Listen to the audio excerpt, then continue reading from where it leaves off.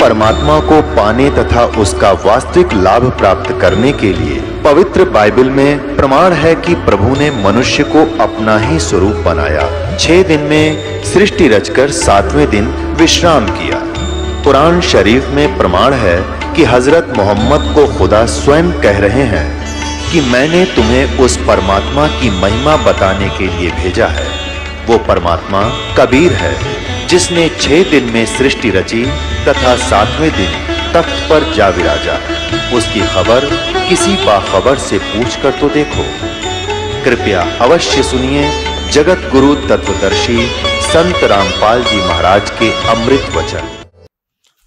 अब इसमें क्या किया है इसने, इस बहन ने इस टीका को बहुत अच्छी तरह किया है। देखिए ये बीजक टीका, ये प्रथम रमेणी। इसमें क्या है, अंतर्ज्योत शब्द एक नारी हरि ब्रह्मा ताके त्रिपुरारी ते तिरिये बगलिंग अनंता तेऊ न जाने आदोरंता। अंतर ज्योति सबके भीतर बसने वाली आत्म ज्योति नि अक्षर ब्रह्म पर, यदि यहाँ इन्होंने अनुवाद करे हैं शब्द अर्थ, सबके भीतर आत्म ज्योति के रूप में बसने वाले पार ब्रह्म परमेश्वर से आदि नाद और एक प्रकृति प्रकट हुई। अनादि और प्रकृति के संयोग से सृष्टि के आधारभूत ब्रह्मा, विष्णु ब्रह्मा और शंकर सतगुण रजगुण तमगुण उत्पन्न हुए। तत्पश्चात प्रकृति आदि सहित इन त्रिदेवों तीनों गुणों से अनंत श्री क्षत्रिय पुरुष हुए, परंतु वे लोग भी अंतर ज्योति परमात्मा को आदि के आदि अंत को नहीं जान सके। अब वाखरी वाणी, ये इस वाखरी एक विधाता की ना 14 ठाहर पाठ सोलीना हरिहर वर्मा महंतो नाऊ तीन पुन तीन बसावल गाऊं। अब ये अपने आत्माओं इस अभिलाष दास ने तो मिथ्या कर दिया कि ब्रह्मा विष्णु महेश ये काल्पनिक हैं। कबीर साहब की वाणी स्पष्ट करती है कि परमात्मा ने अंतर ज्योति यानी ये प्रकृति जो है नारी परमात्मा इस ज्योत स्वरूपी काल के शरीर में प्रवेश कर गई थी। वो परमात्मा ने इसको बाहर निकाला। उसके बाद फिर इन दोनों के संयोग से ज्योत स्वरूपी काल के और प्रकृति के संयोग से ये तीनों ब्रह्मा विष्णु महेश की उत्पत्ति हुई। तो पुण्यात्माओं ये और देखिएगा, आगे दिखाते हैं आपको इसने कैसी अटकलबाजी की है। देखना, ये तो अभिलाष दास की है टीका जो आपको दिखाने जा रहा हूं। ये 53 पृष्ठ पर ये प्रथम प्रकरण है। यहां देखना, इसमें एक शब्द है नीचे, यरमैणी प्रथम है। प्रथम आरंभ कौन को भऊ, दूसर प्रगट किन सोठऊ। प्रगटे ब्रह्मा विष्णु शिव शक्ति, प्रथम भक्ति कीन जीव उक्ति। प्रगटे पवन पानी, और ये सारा कुछ लिखा है। फिर क्या बताया है कि जीव शिव सब प्रगटे, वह ठाकुर सब दास, और कबीर और जाने नहीं एक राम नाम की आस। बता, ये कबीर साहब का वाणी बीजक में इस अभिलाष दास जी ने स्वयं प्रमाणित ले रखी है कि ये वाणी सच्ची है जो कबीर साहब ने की वाणी लिखी है। ये कबीर साहब की वाणी है। और इसने इसका अनुवाद कैसे किया अड़ंगा, देखो ये 54 पृष्ठ पर बीजक, इसने यह अनुवाद किया कि जीव से ही शिव यानी ईश्वर देव आदि की कल्पना प्रकट हुई। ये काल्पनिक मानता है, पीछे से कल्पित पदार्थ ही स्वामी बन बैठे और कल्पना करता जीव उनके दास बन गया। कबीर साहब कहते हैं कि मैं और कुछ नहीं जानता, मुझे केवल उस आत्म स्वरूप की ही आशा भरोसा है जिसका राम नाम है। ये जीव को राम सिद्ध करने की कह रहा है, जिसका राम नाम है, और अर्थात मेरा निरंतर विश्राम आत्म स्वरूप में है। ये घुमा फिरा के कहना चाहे है कि जीव ही ब्रह्म है। और जबकि इस वाणी का प्रत्यक्ष अर्थ देखिएगा, ये वाणी जो 53 पृष्ठ पर है, या तो ये वाणी है, आगे उसका अपना अड़ंगा अनुवाद है। जीव शिव सब प्रगटे, वह ठाकुर सब दास। शिव माने परमात्मा, ये केवल शिव ये शंकर के लिए नहीं है। वेदों में शिव माने सर्वशक्तिमान, जो सबका कल्याण करने वाला। जीव और शिव सब प्रगटे, वह ठाकुर सब दास, यानी जीव तो उसके दास हैं, परमात्मा उनका मालिक है। कबीर और जाने नहीं, कबीर साहब कहते मैं और यानी तुम और मत जानो, एक राम नाम की आस है। कितना स्पष्ट है। अरे इस नडंगा के करा देख, इस दुनिया के नाश करने वाले ने, अज्ञान का भक्ति का नाश करने वाले ने। जीव से शिव यो ईश्वर देव आदि की कल्पना प्रकट हुई, कल्पना, और पीछे से कल्पित पदार्थ भी स्वामी बन बैठे, और कल्पना करता जीव उनके दास बन गए। कबीर साहब कहते हैं कि मैं कुछ नहीं और कुछ नहीं जानता, केवल मुझे केवल उस आत्म स्वरूप की ही आस भरोसा है। बता, आत्म स्वरूप की खाक भरोसा है, गधे का गधे ने के भरोसा बता है तेरा गधे भैया। अब देखो इसका दूसरी, इस बहन जी ने कैसे टीका किया है, ये भी कबीर पंथी है, देखना। ये आपको दिखा दिया था भी, बार बार इनके प्रकाशक दिखा नहीं पाऊंगा ये बाकी। अब इसकी तीसरी रामायणी में ये है, ये इस लड़की, इस बहन के द्वारा अनुवाद है। ये तीसरी, ये चौथी रामायणी नीचे है, ऊपर तीसरी का लास्ट में है। जीव शिव सब प्रगटे, वह ठाकुर सब दास, और कबीर और जाने नहीं, एक राम नाम की आस। अब इस बहन ने कितना अच्छा अनुवाद किया है। इस तरह जीव और ईश्वर प्रकट हुए, ईश्वर स्वामी हुए और सभी जीव दास हुए। सतगुरु कबीर साहब कहते हैं कि मैं अन्य किसी को आराध्य नहीं मानता, प्रत्युत सर्वाधार सर्वाधिष्ठान सबको प्रकट करने वाले राम के भजन की ही आशा करता हूं। ये बिल्कुल सही अनुवाद है। अरिश नास्तिक न भक्ति नाशक न, इसने इसका के अनुवाद कर रखा है कि फिर पढ़ो, ये अंग्रेजी जल्दी सी समझ में ना आओ आपके। अब ये फिर अभिलाष दास वाली पढ़ो आप। ये इसका प्रकाशक है ये, और इसके देखना, या तीसरी रामायणी, या प्रश्न नंबर 53 पर हमने पहले भी पढ़ी थी, एक बार फिर देख लो।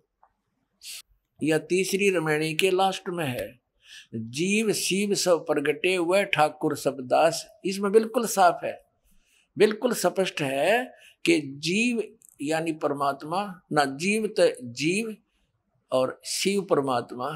जीव शिव सब प्रगटे, वह ठाकुर सब दास। वो एक सबका मालिक है, बाकी जीव उसके अधीन है, उसके दास है। फिर देखो, और कबीर साहब कहते हैं कबीर और जाने नहीं, एक राम नाम की आस। और इसने के डंगा कराया से इस नास्तिक ने। ये देखो यहां लिखा है चम्मन पे, जीव से शिव ईश्वर, जीव से ईश्वर देवादि की कल्पना प्रकट हुई।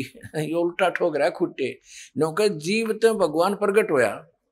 देख इसका अनुवाद, जीव से शिव देव आदि की कल्पना प्रकट हुई, यानी जीव तो ईश्वर होया पर उत्पन्न, और पीछे से कल्पना काल्पनिक पदार्थ स्वामी बन बैठे, काल्पनिक कर्ता जीव उनके दास बन बैठे, काल्पनिक कर्ता के जीव दास बन बैठे। कबीर साहब कहते हैं कि मैं और कुछ नहीं जानता, मुझे केवल उस आत्म स्वरूप का ही आशा भरोसा है, और जिसका नाम राम है, और मेरा निरंतर विश्राम स्वरूप राम में है, यानी अपने जीव राम में है, जीव राम की भक्ति करता हूं मैं।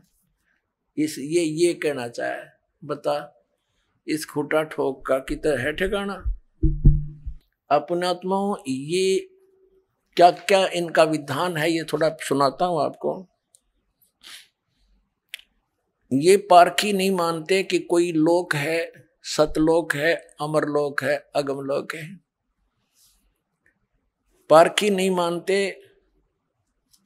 ये कबीर साहब को एक जीव मानते हैं, मानव मानते हैं। जब कबीर साहब भी जीव और अभिलाष दास भी जीव, फिर कबीर साहब को सतगुरु और परमात्मा वो क्यों मान लिया है न जीव। अब अभिलाष दास जी करके दिखाओ रचना कबीर साहब वाली, फिर उस कबीर साहब का सहारा क्यों लिया अगर वो जीव ही थे तो। अपना आत्मा जैसे आत्मा और परमात्मा, राजा और प्रजा दोनों एक जैसे ही शकल होती है। राजा भी मनुष्य ही होता है लेकिन उसकी सामर्थ्य में अंतर होता है। तो जैसे आदरणीय गरीबदास साहिब जी को परमात्मा मिले, आदरणीय नानक साहिब जी को मिले, आदरणीय धर्मदास साहिब जी को परमात्मा कबीर जी मिले, आदरणीय दादू साहिब जी को मिले, आदरणीय मलुकदास साहिब जी को मिले, आदरणीय गीसादास साहिब जी को मिले। उन सभी ने उस परमात्मा की महिमा का गुणगान किया, आंखों देखा सतलोक और सचखंड बताया। गरीबदास साहिब जी को परमात्मा सचखंड लेकर गए, वहां की सारी सतीति दिखाकर वापस छोड़ा, तब कहा था अनंत कोट ब्रह्मांड का एक रति नहीं भारे, सतगुरु पुरुष कबीर हैं ये कुल के सिरजनहारे। आदरणीय रामानंद जी को परमात्मा सचखंड लेकर गए थे और फिर उसी तरह वापस छोड़ा, तब उसने कहा था दो ठोर है एक तू भया एक से दो, गरीबदास हम कारणे तुम उतरे हो मगजो। बोलत रामानंद जी सुनो कबीर करतारे, गरीबदास सब रूप के तुम ही सृजनहारे। और कबीर परमेश्वर ने खुद कहा कि ए स्वामी सृष्टा में, यानी सबका रचनहार मैं हूं और सृष्टि हमरे तीर, गरीबदास अधर बसूं अवगत सत कबीर। और फिर परमात्मा ने कहा कि सुन रामानंद राम हम, यानी राम माने परमात्मा, हम हैं। और जिन भी महापुरुषों ने परमात्मा को देखा, उनके दर्शन किए, उन्होंने स्पष्ट किया है कि हम सुल्तानी नानक तारे दादू को उपदेश दिया, जात जुलाहा वेद न पाया वो काशी महे कबीर हुआ। आदरणीय नानक साहिब जी ने कहा है कि फाई सुरत मुल्की वेश ए ठगवाड़ा ठगी देश, खरा सियाणा बोता बार। ये धानक रूप रहा करतार। करतार माने सबका रचने वाला, सबका स्वामी। कबीर बीजक को ये सत्य मानते हैं, कबीर बीजक में ही ये अड़ंगा कर रहे हैं। परमात्मा कहते हैं कि राम नाम की आस है, परमात्मा के नाम की भक्ति होती है। और ये कहते हैं नाम नोम को जाप करने का नहीं होता, केवल ध्यान लगाओ, ये पारखी कहते हैं। और परमात्मा कहते हैं कबीर साहब राम नाम रटते रहो, राम नाम रटते रहो जब तक घट में श्वास प्राण, और कदे तो दीन दयाल के है भनक पड़ेगी कान। और यही गीता जी बताती है 8वें अध्याय के 13वें श्लोक में, ओम इति एकाक्षरम ब्रह्म विवहारण माम अनुस्मरण ये प्रयाति तदन देहम सयाति परमाम गतिम। अब गीता ज्ञानदाता कहता है कि मेरा एक मंत्र है मुझ ब्रह्म का, नथिंग एल्स, और इसका अंतिम सांस तक उच्चारण करता हुआ, अंतिम सांस तक शरीर छोड़ने तक सिमरण करता हुआ जाता है सयाति परमाम गति। वो ओम से मिलने वाली परम गति को प्राप्त होता है। और ये गीता जी को सत्य भी मानता है अभिलाष दास जी, और कहता नाम जाप करने का है ही नहीं इसमें, वो तेरे की। तो पुण्यात्माओं, ऐसे अज्ञानी के साथ भी और लाखों लोग चिपक गए बोली आत्मा, क्योंकि इनको ज्ञान नहीं। तो दास चाहता है कि सबको मास्टर बना दूं और छोड़ दे इन जीवन नाशकों को। ये तो परमात्मा के मार्ग में कीड़े हैं, दीमक समझ लो। ये भक्ति का नाश कर रहे हैं, जीवों के, मनुष्यों के जीवन का नाश कर रहे हैं। तो इस ज्ञान से परिचित होकर प्राणी पुण्यात्माओं अपने आप छोड़ के आओगे नकलियों को, और सतलोक आश्रम वाला माँ के कल्याण करवाएंगे। बोलो सतगुरुदेव।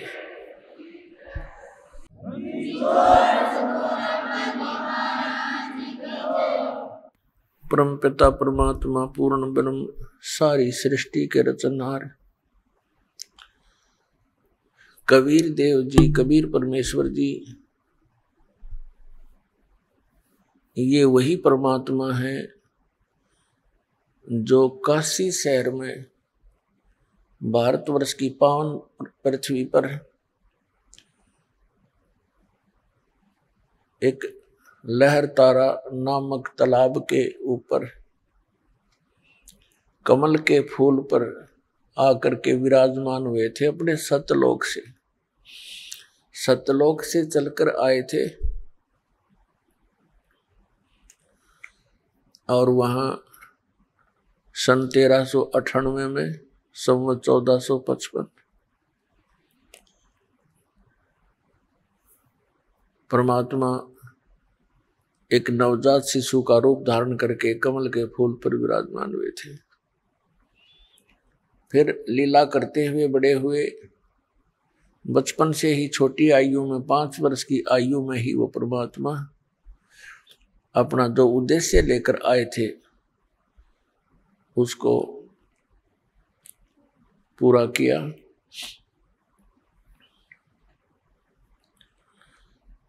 पुण्यात्माओं,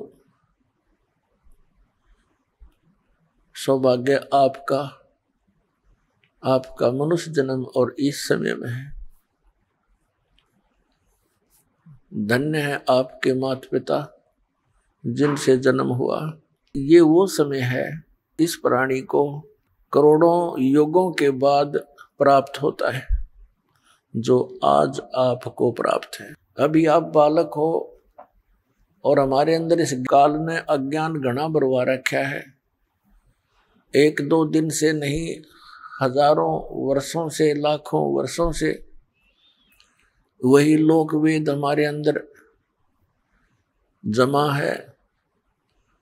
उसके आधार से हम इस तत्व ज्ञान को जल्दी सी समझ नहीं पाते और इतने ही देर लगी हुई है जब तक ये समझ में नहीं आता। फिर तो आपको कबीर भगवान बिना और इस सतलोक आश्रम वाला बिना पृथ्वी पर आपको कहीं ठिकाना दिखाई नहीं देगा। ये सत्कर मान लेना। जैसे पर अभी आपने परमात्मा की वाणी सुनी, हमारे लिए संदेश है। जब आपको ये अध्यात्म कंप्लीट स्पिरिचुअल नॉलेज हो जाएगा, ये पूर्ण अध्यात्म ज्ञान हो जाएगा, उस समय आपकी स्थिति ऐसी हो जाएगी जैसे समुद्र के अंदर पुराने समय में, अब भी ऐसा ही होता है। वैसे पुराने समय में विशेषकर ये समुद्री जहाज जो जाते थे, इनके ऊपर कौवे बैठकर चले जाते थे। वो इसलिए कि उसमें यात्री खाना खाते हैं तो उनको भी कोई टूक मिल जाता है, ग्रास मिल जाता है। जहाज दिन में चल पड़ा, कौवे उसके ऊपर बैठे चले जाते हैं। रात्रि, सारी रात्रि चल करके सुबह होता है तो उसमें जहाज के जो चालक होते थे वो अपनी दिशा को देखने के लिए एक दिशा सूचक रखते थे और कई बार वो दिशा सूचक यंत्र किसी मैग्नेटिक रोक के कारण, चुंबकीय चट्टान की वजह से वो अपना रुख बदल लेता था, दिशा बदल लेता था, वो रोंग दिशा बताता था। अपने इंस्ट्रूमेंट को चेक करने के लिए कि हम सही दिशा में जा रहे हैं या नहीं और हमारा इंस्ट्रूमेंट सही काम कर रहा है कि नहीं कर रहा है, उसके लिए वो के फार्मूला अपनाया करते। जहाज पर बैठे कौवे को पत्थर मार दिया करते, उसको ऐसे पत्थर मारते, उसको विवश कर देते थे जहाज से उड़ने के लिए। और कौवे के अंदर एक विशेषता दी है मालिक ने, वो रात्रि के समय भी उस दिशा को नहीं भूलता जिस दिशा से वो चला था। यदि पूर्व दिशा से चले हैं तो वो पूर्व दिशा को भूलेगा नहीं रात को भी। उसमें एक ऐसा गुण दिया है दाता ने। तो वो कौवा जब उड़ता है वो अपने उसी दिशा को उड़ता है, अपने उसी स्थान को जहां से वो चले थे। तो इससे वो जहाज के चालक अपना इंस्ट्रूमेंट को भी चेक कर लेते, अपनी दिशा को भी सेट कर लेते कि कौवा इधर गया है तो ये पूर्व दिशा है। अब वो कौवा क्या करता था, वो थोड़ी सी दूर जाता, ज्यादा से ज्यादा 100-200 फुट, और वो क्या देखता कि कहीं भी उसको बैठने का ठिकाना नहीं, सब जगह जल ही जल है। मुड़ के वो आखिर में उसी जहाज पर आकर बैठ जाता है। अब उसको उस जहाज के अतिरिक्त उस समुद्र में और कोई ठिकाना नहीं नजर आ रहा जिससे वो डूबने से बच जाए। उस जहाज के अतिरिक्त यदि वो कहीं बैठता है तो वो डूब ही जाएगा।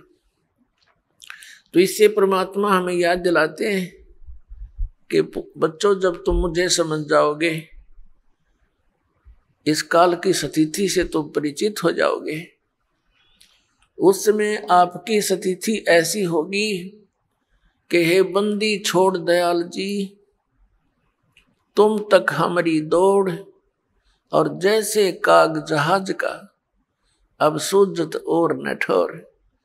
इस परमात्मा कबीर जी के बिना और इस सच्चे नाम और ज्ञान के बिना आपको कोई भी संत महंत जो दिखेगा वो डुबोने वाला दिखेगा। वहां आपकी आशा बन ही नहीं सकती, वहां इच्छा ही नहीं बन सकती। तो पुण्यात्मा, परमात्मा ने आपकी किस्मत पर कलम तोड़ रखी है। भले ही आप परमात्मा की शरण में आने से पहले कितने दुखी हो लिए, क्योंकि सुख अपना ही दिया करते हैं। अपना पिता, अपने माता, वही हमें सुख देते हैं। जब आपको ये पता चलेगा कि हमारा पिता कौन है, अभी तो हम इस काल को अपना मालिक मान बैठे थे कि ये हमारा पिता है, और पिता ऐसे दुख देता है जो कि यहाँ के प्राणी आप देख रहे हो। किसी मेडिकल में जाकर देखो, हाहाकार मची है। और कहीं देख लो, किसी घर में देख लो, कोई ना कोई ऐसी समस्या काल पैदा करके रखता है, पूरा परिवार परेशान रहता है। किसी की आंखें नहीं, किसी की बाजू नहीं, किसी को कैंसर हो गई है, कोई गधा बन गया, कोई कुत्ता बना, कोई सुअर बना। बताओ, यहाँ कोई जीवन है? पर विवश है हम, मजबूरी है हमारी। इस मजबूरी के अंदर हमने अपने यहाँ टाइम पास करने की कुछ अटकल सी लाक है, हम जी रहे हैं। उस परम पिता ने आकर हमें वो ज्ञान दिया जिस उद्देश्य से वो आते हैं। अब क्या बताते हैं परमात्मा? मानुष जन्म दुर्लभ है, ये मिले न बारंबार। तरवर से पत्ता टूट गिरे, वो बोर न लगता डार। राम नाम रटते रहो, जब तक घट में प्राण। कब हो तो दीन दयाल के, भनक पड़ेगी कान। जब तब संयम साधना, सब सुमरण के माही। कहें कबीर जाने राम जन, सुमरण सम कछु नाही। परमात्मा हमें याद दिलाते हैं कि ये मनुष्य जीवन बच्चों बड़ा मुश्किल से मिलता है, और मनुष्य जीवन मिलता है तो इसमें कुछ सुविधाएं भी अधिक होती हैं, इसमें कुछ बुद्धि भी एक्स्ट्रा होती है। हम उस बुद्धि को जहां प्रयोग करना था वहां प्रयोग ना करके हम इस काल के इसी लोक में हम वो आइटम संग्रह करने में लगे रहते हैं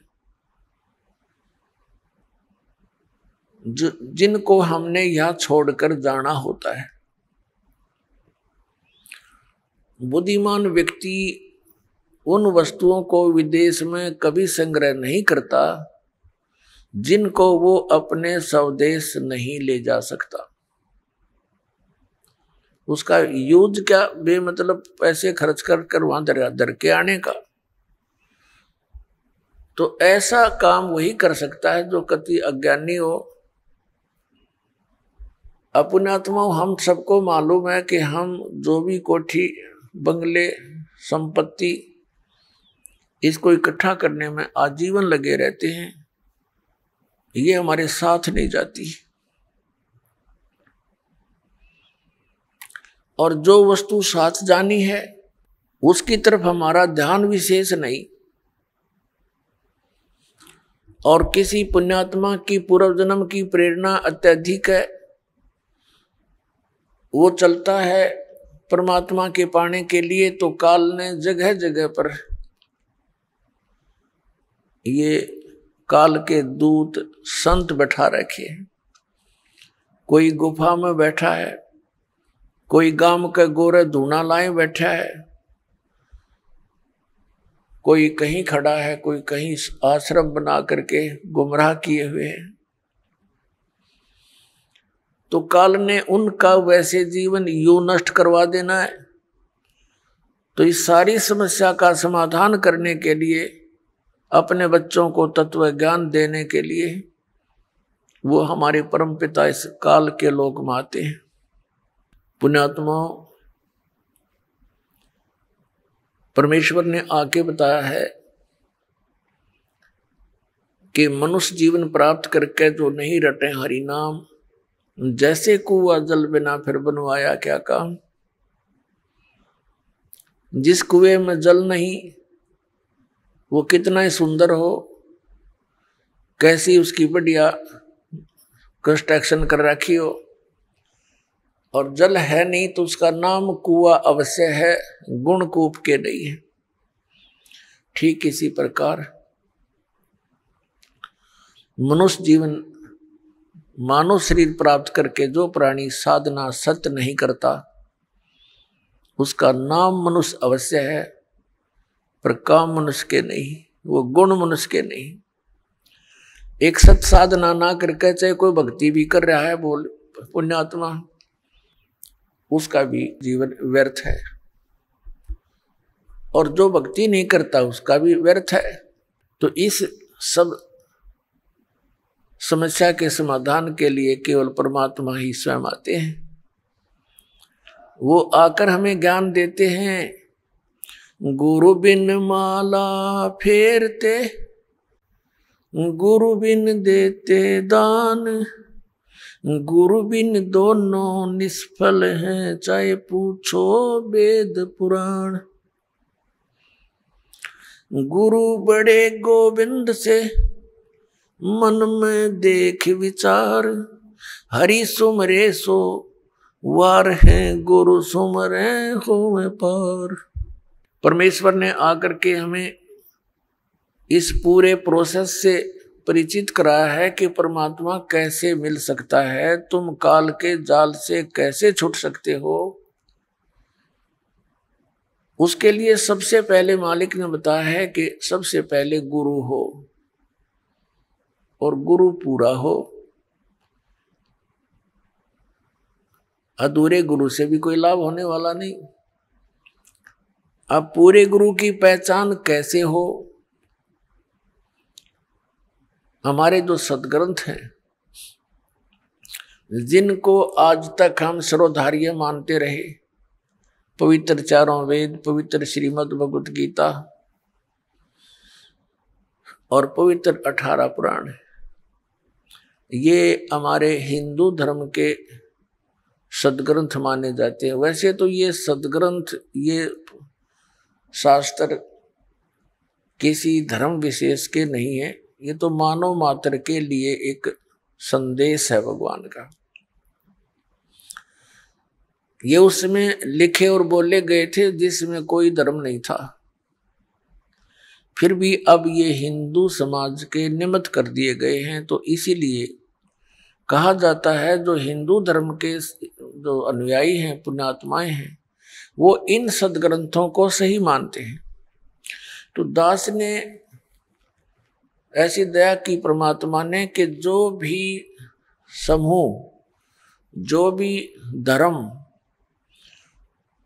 जिस भी ग्रंथ को श्रेष्ठ मानता है, उसी ग्रंथ के आधार से उनके द्वारा की जा रही क्रियाओं और ज्ञान को ये दिखा दिया कि आप ये कर रहे हो, आपके सदग्रंथ ये बता रहे हैं। और जो शास्त्रों में वर्णित साधना और ज्ञान नहीं है, वो लोक वेद है, वो मनमाना आचरण है, उससे कोई लाभ नहीं होगा। श्रीमद् भगवत गीता अध्याय नंबर 16 के श्लोक नंबर 23 और 24 में कहा कि शास्त्र विधि को त्याग कर जो मनमाना आचरण करते हैं, उनको न तो कोई सुख होता है, न उनको सिद्धि प्राप्त होती है, और न ही उनकी कोई गति होती है। और इन तीन चीजों के लिए ये भक्ति करते हैं, परमात्मा को याद करते हैं, और यही नहीं हुई तो फिर उसका लाभ क्या करने का, व्यर्थ प्रयत्न हुआ। अपने आत्मा परमात्मा ने आकर ये ज्ञान दिया कि सबसे पहले आपका गुरु हो, गुरु भी पूरा हो। ये गुरु, नकली गुरुओं ने सारा काम बिगाड़ रखा है। तो सूक्ष्म वेद में कहा कि गुरुआं गाम बिगाड़े, संतो गुरुओं गाम बिगाड़े, ऐसे कर्म जीव कला दिए, ईब जड़े नहीं जाड़े। ऐसे कर्मों से ये लिप्त कर दिए, अब इतना ज्ञान देने से भी वो उनसे हटने को तैयार नहीं, क्योंकि घना पुराना रंग हो गया। तो पुण्यात्माओं, परमात्मा जब यहाँ आए, छोटी से 5 वर्ष की आयु में ही वे अपना इस यथार्थ ज्ञान का प्रचार करने लग गए थे। उनके ज्ञान के सामने बड़े बड़े ऋषि, महर्षि, मंडलेश्वर सभी परास्त हो गए थे। लेकिन इस मन की ऐसी वृत्ति है, सच्चाई का ज्ञान हो जाता है, फिर भी वहां से हिलने को तैयार नहीं। एक बार ये दास नगर नगर में, शहरों में सत्संग करने लगे थे। भक्तों ने सब मिलकर के एक स्कीम बनाई थी। सन 2003 में हमारा एक एपिसोड तैयार किया गया था परिभाषा प्रभु की, और उस आस्था चैनल के ऊपर उसको चलाया गया था। वो 6 महीने चला था। ये सभी संत और पंथ बौखला गए। इन्होंने उस आस्था चैनल के मालिक को इतना दबाव दे दिया कि इस प्रोग्राम को बंद कर दे, नहीं तो हम अपने सभी प्रोग्राम वापस ले लेंगे। ये तो अंडरस्टूड है, ये जहां ये चलेगा उनका तो चल ही नहीं सकता। कोई सुना है कोई नहीं उनने। तो उसने मजबूर होकर के हमारा प्रोग्राम बंद कर दिया। समस्या आई भी, परमात्मा का संदेश उसके बच्चों तक जाना था, निकाल के दूता ने टांग अड़ा दी। फिर नगर नगर में स्कीम बनाई, नगर नगर में जाकर प्रचार करें, पुस्तक बांटें, और सीडी बना के थे। ये कार्यक्रम शुरू किया तो उसमें भी विरोध पैदा कर दिया। नगर नगर में फिर झगड़ा करने के लिए आने लगे। तो जब ये दास ये ज्ञान सुना रहा था, एक बहन आई एक नगर में, एक शहर में, और उस शहर में लोकल जो चैनल होते थे, लोकल जो जैसे केबल सिस्टम होता है, उस पर हम 15-20 दिन पहले सीडी चलवा देते थे उसको दे करके, ताकि शहर शहर के लोग ये परिचित हो जाएं कि हम क्या बताना चाहते हैं। तो उस बहन ने बताया कि मैं टीवी देख रही थी, जल्दी जल्दी चैनल बदल रही थी, संतों के सत्संग सुनने का मुझे बहुत शौक था। किसी का भी सत्संग सुनती थी, 5-4 मिनट के बाद सोचती थी दूसरे के वचन सुनती हूं, इसमें आनंद नहीं आया। तो ऐसे करते करते आपका ये प्रोग्राम मैंने देखा। एक बार शुरू हुआ तो 1 घंटे की सीडी थी वो। कहने लगी 1 घंटे तक मैं कभी देखूं, कभी मुझे गुस्सा आवे कि ये ब्रह्मा विष्णु महेश के बारे में क्या बोल रहा है, और जब प्रमाण दिखाए जा, क्योंकि मैं उनको पढ़ा करती थी, मुझे याद भी था और मेरे पास वो रखे भी थे। ऐसे करते करते वो सारा कुछ 15-20 दिन तक कंटिन्यूस वो प्रोग्राम देखा उसने। अब वो कहने लगी जी ये सारा पता लग गया कि जो साधना मैं कर रही हूं ये यूजलेस है,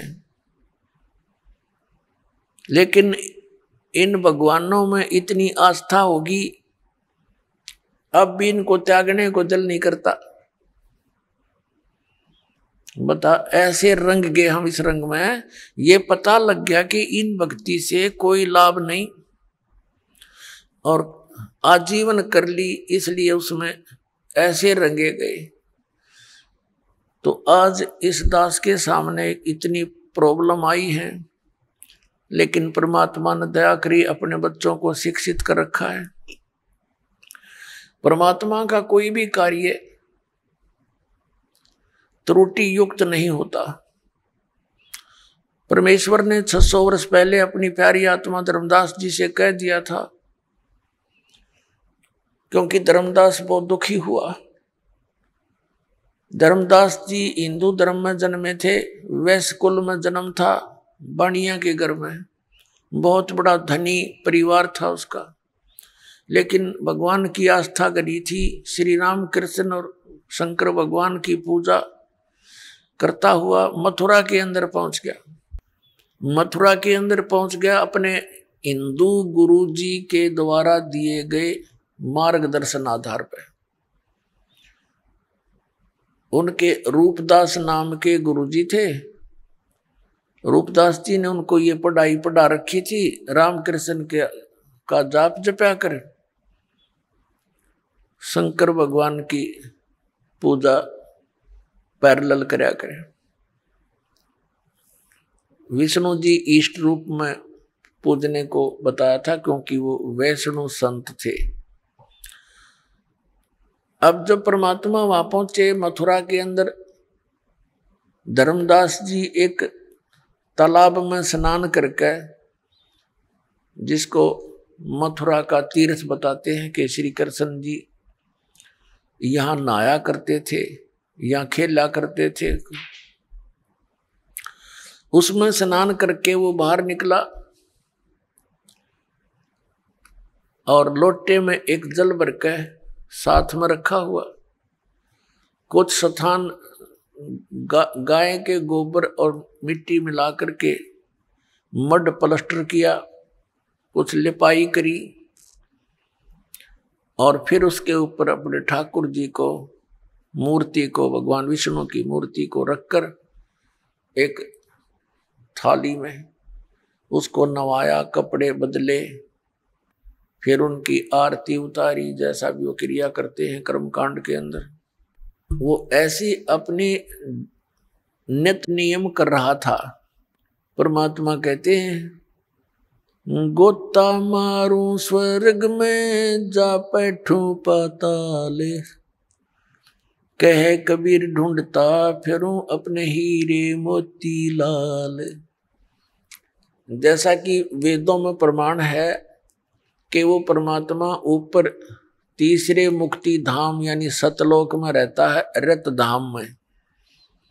रत माने सत, धाम माने लोक। और वहां से गति करके आता है, चलकर बहुत तीव्र गति से, और अच्छी आत्माओं को मिलता है। उनको ज्ञान समझाता है, यथार्थ ज्ञान देता है। जो दृढ़ भक्त होते हैं उनको पूर्ण ज्ञान बताता है। अपने उस गुण के आधार से वो परमात्मा वहां आए, एक जिंदा महात्मा का रूप बना के। धर्मदास जी के पास थोड़ी सी दूरी पर बैठ गए। जिंदा महात्मा मुसलमानों के अंदर होते हैं, उनकी वेशभूषा जो जिंदा वाली होती है, अधिकतर वो जिंदा महात्मा मुसलमानों में होते हैं। लेकिन जनसाधारण उनको साधु संत एक जैसे ही मानता है, कोई अंतर नहीं होते हैं। फिर भी जिनको ज्ञान है वो समझ जाते हैं कि ये साधु कौन से मजहब से संबंध रखता है। जैसे आप जैनियों को देखोगे, कति नंगे फिर रहे होंगे या मुंह पर पट्टी बांध रखी होगी और नंगे पैरों घूम रहे होंगे, कपड़ा रख लेते हैं शरीर पर, तो उससे पता लग जाता है कौन से धर्म से संबंधित है ये साधक। अब धर्मदास जी से लगभग 50 फुट की दूरी पर परमात्मा विराजमान हो गए। धर्मदास जी क्रिया कर रहा था और उसके बाद उस प्रतिदिन वो जो गीता जी का पाठ किया करता था, 1 अध्याय का डेली, उसने क्या देखा धर्मदास जी ने कि एक मुसलमान संत और तेरी इस साधना को बड़ी गौर से देख रहा है। तो उसने सोचा ये स्वाभाविक होता है प्रत्येक भक्त आत्मा का, वो बेशक किसी मजहब धर्म से संबंधित है, जो भगत होगा और धार्मिक होगा उसमें द्वेष नहीं होता। द्वेष और हमारे अंदर ये झगड़े की व्यवस्था ये नकली गुरु ही कराया करते हैं। तो प्रत्येक की ये लगन होती है, इच्छा होती है कि मेरे वाला ज्ञान सही है और इसको अपने वाला ज्ञान बता दूं, इसका भी कल्याण हो। उद्देश्य यही होता है एक दूसरे को ये कहने का कि आपका भक्ति मार्ग ठीक नहीं है, और कोई शत्रु भाव से थोड़ा ही कहा जाता है। तो धर्मदास जी ने ये सोचा कि भाई ये मुसलमान फकीर और हमारी हिंदू धर्म की भक्ति को बहुत लाइक कर रहा है, बड़ा पसंद किए हुए। तो उसने इस दृष्टिकोण से श्रीमद् भगवत गीता अध्याय नंबर 7 का पाठ करने लगा ऊंचे ऊंचे स्वर से, और जैसा भी अनुवाद उसको प्राप्त था अनुवाद भी साथ कर रहा है। जब उसने अपना सारा क्रियाक्रम कर ली तो परमात्मा निकट आकर बैठ गए। जब ये देख लिया कि ये जो धर्मदास है वो तो अंतर्यामी थे, जानते थे इसकी क्या इच्छा है, क्या किस कारण से ये ऐसी ऊंची ऊंचे स्वर में गीता जी का पाठ कर रहा है। वो जान गए थे कि ये कुछ और बताना चाहता है। वैसे तो साधु जो वैष्णव संत होते हैं वो मुसलमान फकीरों को दूर रखते हैं, पहले ऐसी स्थिति थी। तो इस दृष्टिकोण से पहले तो परमात्मा दूर बैठ के कदे यो बिदक जा कि मुसलमान कीता आ गया मेरे पास में। फिर जब देखा कि ये कुछ बताना चाहता है तो निकट आ गए, उसे थोड़ी सी दूरी पर बैठ गए और इस आव भाव से बैठ गए कि जैसे कुछ जानना चाह रहे हो। आइए अब हम उन श्रद्धालुओं के अनुभव जानते हैं जो जगत गुरु तत्वदर्शी संत रामपाल जी महाराज जी से दीक्षा प्राप्त कर चुके हैं तथा उनके द्वारा बताए गए भक्ति मार्ग पर चल रहे हैं। सर नमस्कार। नमस्कार सर। सर क्या नाम है आपका? समाधान अहिरे। कहाँ से हैं सर आप? मैं गांव सटाना नासिक महाराष्ट्र से हूँ सर। सर संत रामपाल जी महाराज से नाम दीक्षा लेने से पहले आप क्या भक्ति साधना करते थे? सर हम महाराष्ट्रियन होने के कारण वारकरी संप्रदाय में मुझे पकड़ के तीसरी जनरेशन है हमारी जो वारकरी संप्रदाय में चल रही थी। मेरे दादा थे, मेरे पिताजी थे और हम सब वारकरी संप्रदाय में विठोबा महाराज, जो ज्ञानेश्वर, तुकाराम महाराज, इनको हम पूछते थे सर। तो सर हम वारकरी संप्रदाय को छोड़ के फिर 1994 में हम राधा स्वामी पंथ से जुड़े। जब मैं 5वीं कक्षा में था तो वहाँ काफ़ी भक्ति करी और उसके बाद 1996 में मुझे मेरे पिताजी ने वहाँ मतलब डोनेट कर दिया, मतलब भेंट कर दिया राधा स्वामी पंथ में प्रचारक के रूप पे। तो मैंने 3-4 महीने वहाँ प्रैक्टिस करके फिर मैं राधा स्वामी पंथ में एक प्रचारक के रूप में, एक बाल संत जिसको बोलते हैं राधा स्वामी पंथ में, तो उसका प्रचारक रहा कम से कम 2014 तक। सर जैसा कि आपने बताया कि पहले आप सभी प्रकार की पूजाएं कर रहे थे, उसके बाद आपके पिताजी ने राधा स्वामी पंथ में डोनेट कर दिया, उसके बाद आप राधा स्वामी पंथ के प्रचारक के रूप में काम करने लगे। तो सर हम आपसे जानना चाहेंगे, राधा स्वामी पंथ में आप एक प्रचारक के रूप में, एक तरह से कहें तो आप एक संत की पदवी प्राप्त किए हुए थे, आप एक प्रचारक का काम कर रहे थे, तो सर इसके बावजूद आपको संत रामपाल जी महाराज जी से नाम दीक्षा लेने की क्या जरूरत आन पड़ी?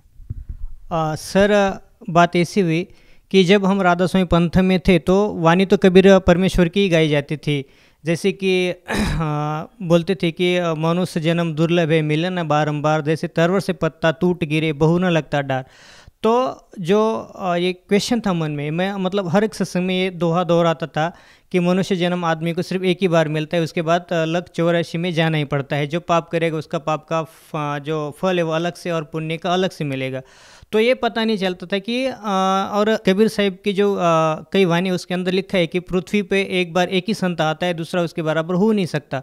तो हम कंटिन्यू इसके सर्चिंग में थे कि अगर ऐसा है तो फिर दूसरा और भी तो कोई संत होगा, तो उसकी सर्चिंग में कंटिन्यूसली थे सर।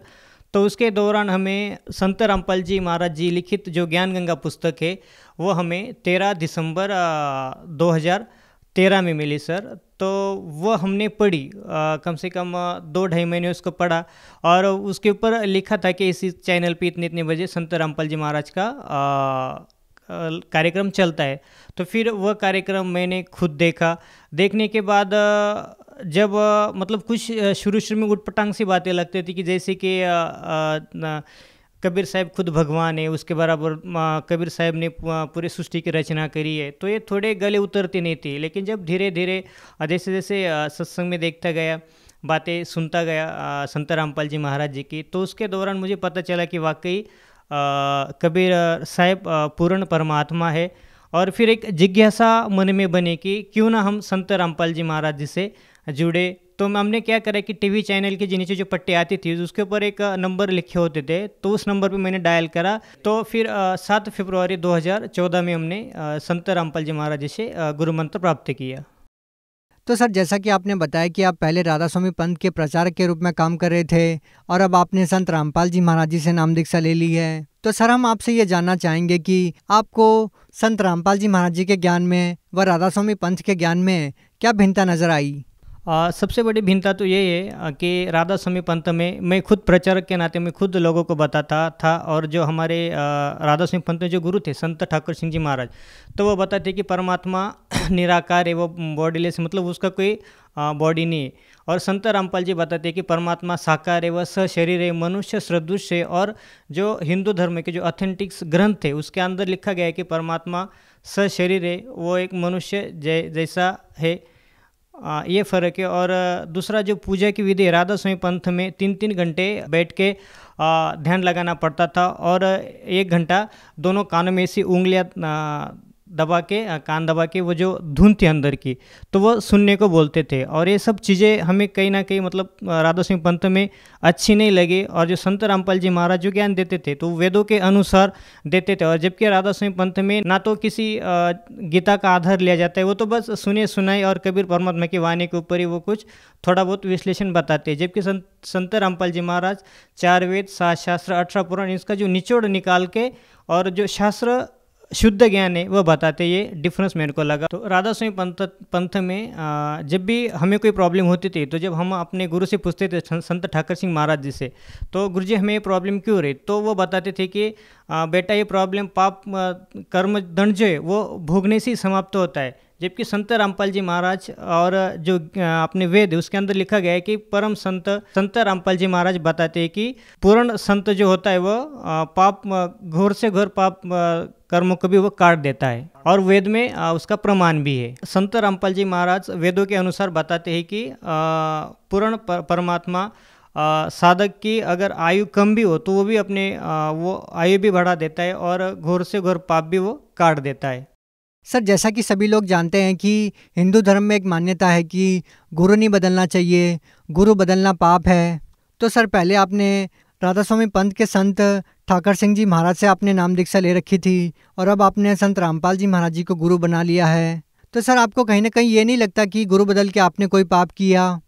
नहीं सर, मुझे तो ऐसा बिल्कुल नहीं लगता। अगर उदाहरण ही देना चाहे, अगर एक गांव का डॉक्टर है, फैमिली डॉक्टर है, अगर मुझे बुखार है, अगर बुखार नहीं उतर रहा तो डॉक्टर मेरे को 1-2 दिन वहाँ रखेगा और नेक्स्ट दिन मेरे को बोलेगा कि भाई तेरा बुखार नहीं उतरा तो अगले डॉक्टर के पास जा। अगर उससे भी वो बीमारी ठीक नहीं होती तो और अगले डॉक्टर के पास वो रेफ़र कर देता है। उसी प्रकार अगर एक संत से हमें पूर्ण ज्ञान हमारी तसल्ली या वेदों के अनुसार अगर मैच नहीं करता है तो गुरु बदलना कोई पाप नहीं। जैसे दत्तात्रेय ने 24 गुरु किए थे, तो इस प्रकार मुझे तो कहीं नहीं लगता कि गुरु बदलना पाप है। तो सर, ये तो रही ज्ञान की बात, लेकिन हम आपसे ये जानना चाहेंगे सबसे पहले कि जब आपने संत रामपाल जी महाराज जी से नाम दीक्षा ली तो क्या संत रामपाल जी महाराज जी से नाम दीक्षा लेने के बाद, उनके द्वारा दी गई भक्ति को करने के बाद, क्या आपको कोई आध्यात्मिक लाभ भी मिले?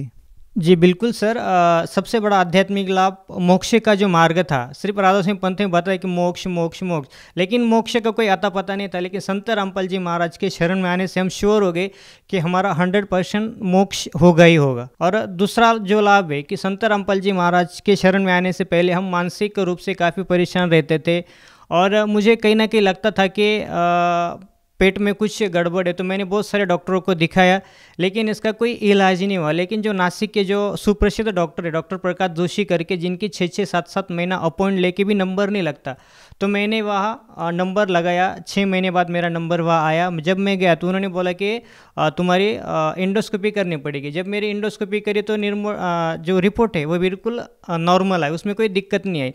फिर हमारे डॉक्टर बोले कि आपको जो मानस रोग तज्ञ है तो उनके पास आपको ले चलना चाहिए। तो फिर उसी दिन वो मेरे को उस डॉक्टर मूले करके है तो उनके पास भी लेके गए। तो मैंने कम से कम 6-7 महीने वो मानसिक रूप की जो दवाइयाँ होती है तो वो भी मैंने खाई, लेकिन वहाँ कोई किसी प्रकार का मेरे को लाभ नहीं हुआ। लेकिन जब मैंने संत रामपाल जी महाराज की शरण ग्रहण करी तो सभी जो दुख, जो व्याधि थी, जो बीमारियाँ थी, वो परमात्मा की संत रामपाल जी महाराज जी की दया से सब नष्ट हो गई। सर, मैं आज पूरी तरह स्वस्थ हूँ और किसी प्रकार का कोई शारीरिक कष्ट नहीं है। तो और सबसे बड़ा एक लाभ, आर्थिक लाभ ऐसा हुआ सर जी कि जो मल्टीनेशनल कंपनी वाईके लैबोरेटरीज करके, तो उसके लिए लोग BSc एग्री करके जो स्टूडेंट है, जो लोग हैं, तो वो तरसते उस जॉब के लिए। संत रामपाल जी महाराज की दया से मुझे आज मैं रीजनल सेल्स मैनेजर के महाराष्ट्र के पद पे उचित। तो मेरे को कंपनी सारे फैसिलिटीज़, अच्छी तनख्वाह दे रही। और जब मेरे को कोई देखता है, जब मैं किसी के साथ डील करता हूँ तो सामने वाला मेरे को देख के हक्का बक्का रहता है कि यार तेरे को इतनी बड़ी पहुँच कैसी क्या मिल गई। ये बस संत रामपाल जी महाराज जी की दया है।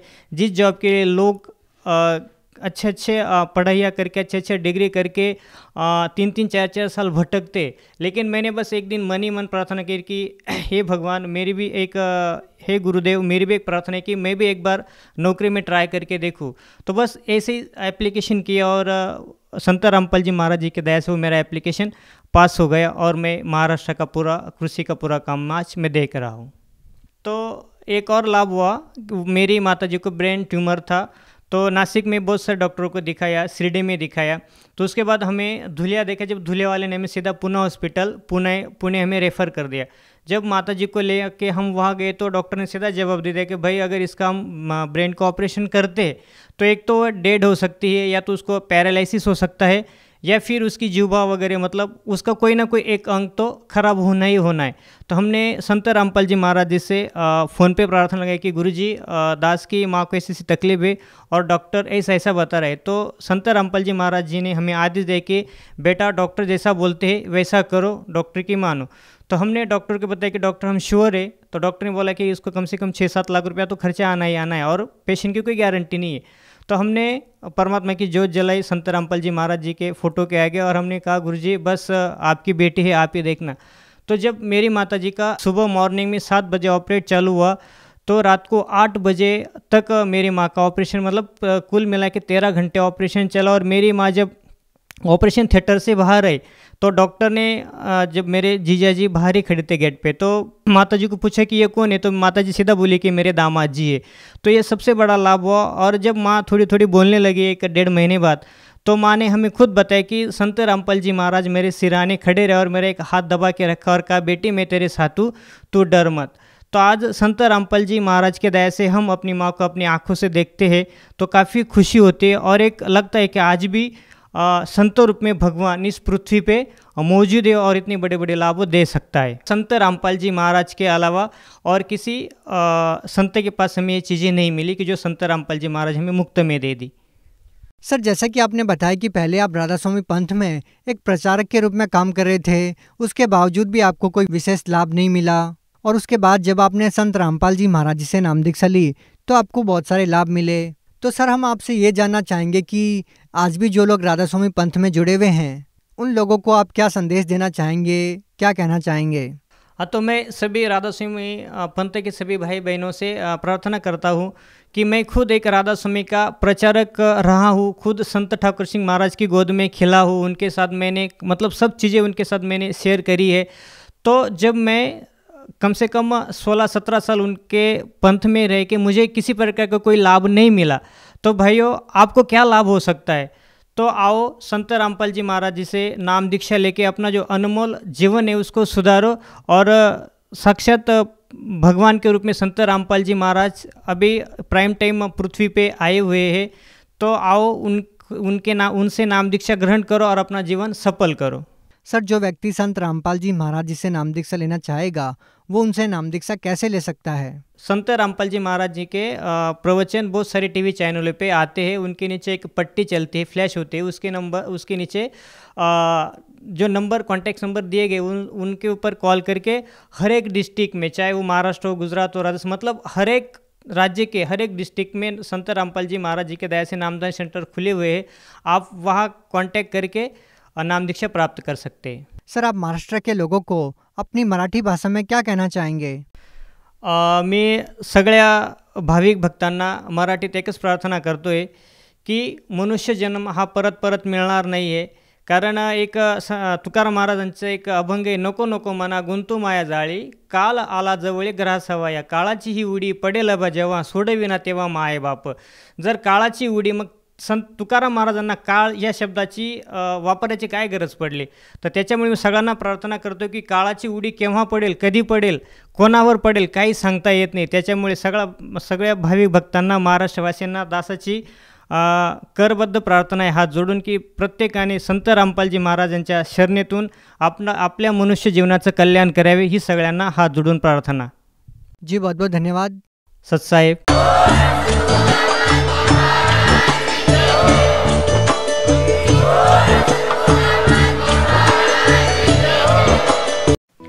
आप सुन रहे थे जगत गुरु तत्वदर्शी संत रामपाल जी महाराज के मंगल प्रवचन।